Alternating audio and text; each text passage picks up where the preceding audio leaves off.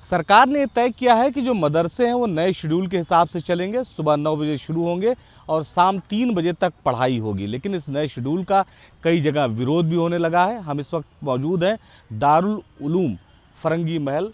ये जो है बताया जाता है कि देश का सबसे पहला मदरसा है। बहुत सारे लोग यहाँ से तालीम हासिल करके निकले हैं, बड़े बड़े पदों पर हैं। हमारे साथ इस पर बात करने के लिए मौलाना सुफियान हैं।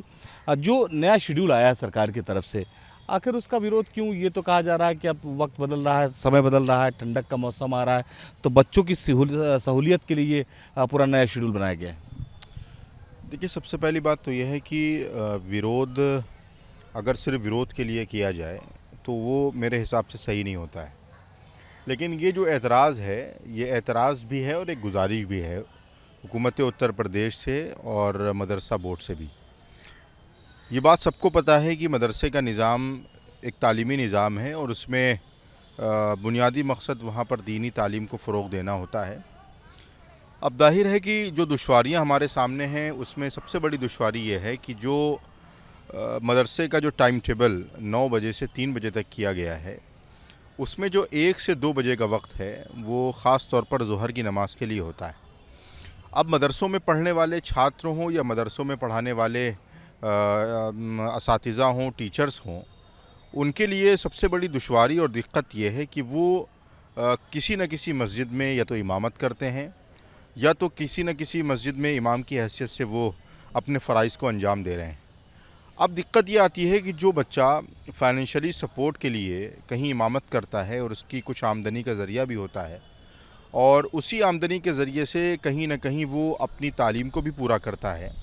इसी तरह वो असातिज़ा किराम जो किसी न किसी मस्जिद में इमामत करते हैं और चूँकि मज़हब इस्लाम में नमाज एक बुनियादी फ़रीज़ा है और इस्लाम के 5 रुकनों और अरकान और बुनियादों में से इस नमाज एक बुनियादी अरकान है, लिहाजा उसमें कहीं न कहीं बड़े पैमाने पर दुश्वारी का सामना करना पड़ेगा।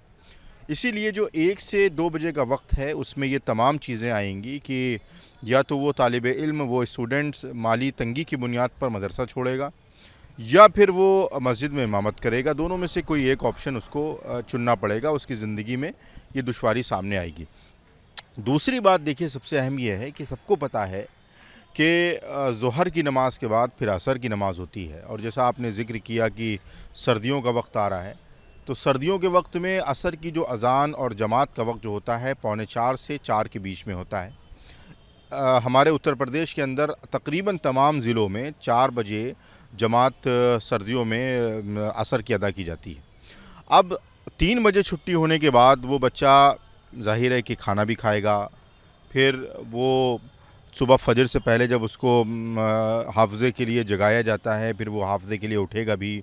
तकरीबन 4 बजे वो सुबह बेदार होगा और फिर 3 बजे तक के वो मुसलसल तालीम हासिल करेगा। हिफ्ज़ की तालीम ज़ाहिर है कि वो क्लास के अलावा की वो तालीम होती है कि जिसमें बच्चा कुरान को याद करता है। तो 3 बजे तक के तालीम हासिल करने के बाद फिर वो कैलूला का और सोने का जो वक्त होता है, आधा घंटा बच्चों को दिया जाता है ताकि वो फिर मगरिब के बाद की तैयारी के लिए, तालीम के लिए फिर से तैयार हो सकें। तो ये वो तमाम दुश्वारियाँ हैं जो कहीं न कहीं मदरसों के पढ़ने वालों को, मदरसों में पढ़ाने वालों को उसके सामने पेश ज़रूर आएंगी। और अगर वक्त बढ़ाना है तो वक्त बढ़ाने पर किसी को कोई एतराज़ नहीं है, बजाय इसके कि 9 बजे से तालीम का आगाज़ किया जाए। अगर वो सुबह 7 बजे से तालीम का आगाज़ हो जाए तो कहीं न कहीं 1 बजे तक के 6 घंटे भी पूरे हो जाएंगे और ज़ोहर की नमाज़ का वक्त भी हो जाएगा और उसके बाद बच्चा आराम से खाना खाने के बाद थोड़ी देर आराम भी कर लेगा। फिर बात वहीं आ जाएगी, 1 बजे वाली भी नमाज की समस्या खड़ी हो जाएगी। लेकिन बहुत सारे ऐसे जो इस्लाम के जानकार हैं और जहाँ तक हम समझते हैं कि नमाज का कोई वक्त तो एक निर्धारित है, लेकिन अगर उससे आगे पीछे भी पढ़ी जाए उससे कोई दिक्कत नहीं होती, क्योंकि बहुत सारे लोग गवर्नमेंट सर्विसेज में हैं, बहुत सारे लोग मिनिस्ट्री में हैं, वो लोग नौकरी करते हैं लेकिन तय समय पर नमाज नहीं पढ़ पाते तो उसके आगे पीछे नमाज पढ़ते हैं। ये व्यवस्थाएँ तो सबके लिए हैं, तो मदरसों में ही इसका विरोध क्यों? देखिए, मदरसों का बुनियादी मकसद ही यही है कि वहाँ पर कुरान और हदीस के उसूल की तालीम दी जाए। ऑप्शनल चीज़ें गवर्नमेंट इंस्टीट्यूट में हो सकती हैं, लेकिन एक मदरसे में पढ़ने वाला बच्चा ही जब नमाज की पाबंदी को ताख़ीर से अदा करे, नमाज को ताख़ीर से अदा करे और बग़ैर किसी मजबूरी के। दूसरी चीज़ ये है कि ये तमाम चीज़ें उन बच्चों के लिए नहीं है जो किसी मस्जिद में इमामत नहीं करते हैं। वो तो किसी भी वक्त नमाज अदा कर सकते हैं, 4-5 लोग इकट्ठा होकर नमाज अदा कर सकते हैं, लेकिन वो नमाज अदा कहाँ करेंगे? एक तरफ तो आप ये कहेंगे कि नमाज का जो वक्त है, नमाज की जो जगह है वो किसी सार्वजनिक स्थल पे नहीं होनी चाहिए। फिर आप कहेंगे कि मदरसे में अगर नमाज अदा करेगा तो आप ये कहेंगे कि वो सार्वजनिक स्थल है। तो दो पैमाने एक साथ नहीं हो सकते हैं। या तो मस्जिद में अब 3 बजे अगर कोई मस्जिद में नमाज अदा करने जाएगा तो ज़ाहिर है कि 3 बजे तक के 3:30 बजे तक के वो वक्त निकल चुका होगा नमाज का, तो नमाज कहाँ अदा करेगा? या तो सरकार को ये तय करना चाहिए, उस मदरसा बोर्ड को ये करना चाहिए कि भाई मदरसे के अंदर नमाज पढ़ने की हम इजाज़त देंगे और आप सार्वजनिक स्थल है और सरकारी स्थल है वहाँ पर नमाज़ पढ़ने की इजाज़त दी जाए। दूसरी चीज़ ये है कि ये जो बात मैं कह रहा हूँ ये उन तलबा के लिए, उन स्टूडेंट के लिए है जो मदरसे के अंदर पढ़ने के साथ साथ इमामत करते हैं। इमाम के लिए कोई वक्त एक मुतय्यन होता है नमाज का कि उसको 1:15 बजे जमात करानी है या 1:30 बजे जमात करानी है। ये तो इंडिविजुअली की हैसियत से है कि आप किसी भी वक्त, अगर नमाज का वक्त है तो आप किसी भी वक्त में नमाज़ पढ़ सकते हैं। लेकिन फिर उसमें यही एतराज़ होगा कि भाई वो नमाज अदा कहाँ करेगा? अगर वो नमाज अदा करेगा फिर उसका वीडियो वायरल किया जाएगा कि वो सार्वजनिक स्थल पर नमाज अदा हो रही है। तो ये दुश्वारियाँ सामने हैं। मुझे लगता है कि अगर नज़रसानी कर ली जाए तो इसमें किसी को कोई एतराज़ नहीं है। और फिर इसमें जो मोटिव है मदरसा बोर्ड का वो यही है कि बच्चों के अंदर तालीम का फ़रोग़ हो, और अगर नमाज के साथ साथ बच्चों के अंदर तालीम भी आए और कुरान और हदीस के उसूल पर मदरसे के बच्चे ख़ुद अमल करें, तो मुझे नहीं लगता है कि फिर मदरसा बोर्ड को भी इसमें कोई दिक्कत होनी चाहिए। 7 बजे से 1 बजे तक जो समय आप निर्धारित करने की बात आप कर रहे हैं मदरसा बोर्ड से, तो 1 बजे भी तो वही समस्या खड़ी हो जाएगी। फिर 1 बजे जब छुट्टी होगी तो बच्चा कैसे पहुंचेगा वहां पर मस्जिद तक, या कोई इमाम कैसे पहुंचेगा मस्जिद तक? नहीं, आम तौर पर मदारिस का जो निज़ाम है वो तमाम मदारिस में जो निज़ाम चल रहा है वो तालीम का 1 बजे तक ही चल रहा है।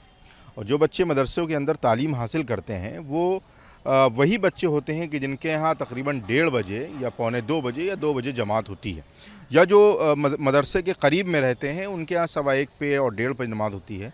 इसलिए ये जो चीज़ है कि कैसे पहुँचेंगे, ये उन मदारिस के लिए है जो मदारिस पहले से उन तलबा को अपने यहाँ रखें जो पहले से निर्धारित समय पर नमाज अदा करा रहे हैं। इसलिए ये जो टाइमिंग है ये मदरसों की बहुत पुरानी टाइमिंग है और तमाम टीचर्स, तमाम तलबा इसी एतबार से अपनी अपनी मस्जिदों में इमामत का वक्त रखते हैं। और मुझे ये लगता है कि अगर 7 बजे से 1 बजे तक तालीम करा दी जाए तो इस पर किसी को भी एतराज़ नहीं होगा, और मुझे लगता है कि बहुत आसानी से जो पढ़ने और पढ़ाने वाले हैं वो भी अपने फ़रीज़े को अंजाम दे सकेंगे। ठीक है, तो हमसे बात करने के लिए धन्यवाद।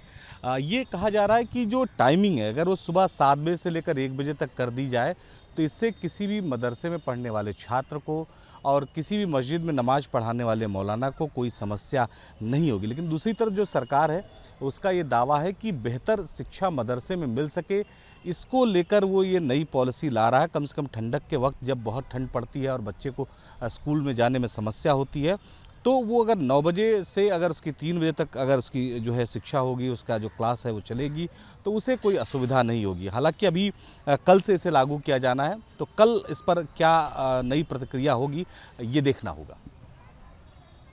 लखनऊ से जर्नलिस्ट सूफी खान के साथ निखिल शर्मा, न्यूज़ नेशन।